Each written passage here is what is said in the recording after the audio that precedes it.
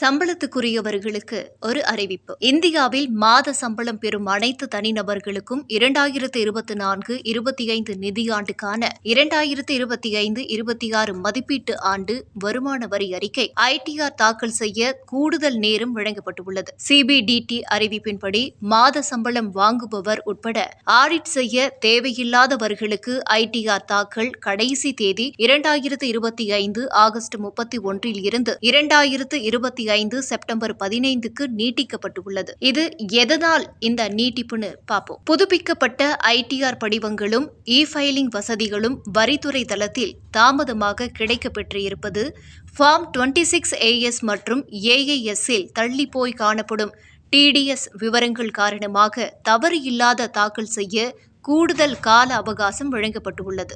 இதனுடைய முக்கிய குறிப்பு: ITR தாக்கல் தேதி நீட்டிக்கப்பட்டாலும் உங்களுக்கு செல்ஃப் அசஸ்மெண்ட் டாக்ஸ் தானாக மதிப்பீடு செய்யப்பட்ட வரிப்பணம் இருந்தால் அதை 2025 ஜூலை 31க்குள் கட்ட கடமையுள்ளது.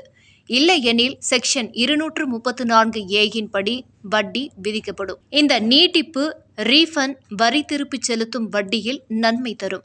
செக்ஷன் 244A படி திருப்பிச் செலுத்தும் தொகைக்கு 33% அதிகமான வட்டி கிடைக்கும். ஏப்ரல் 1 முதல் வட்டி கணக்கிடப்படுகிறது. ஆனால் இந்த வட்டி ஒரு வருமானமாகும்.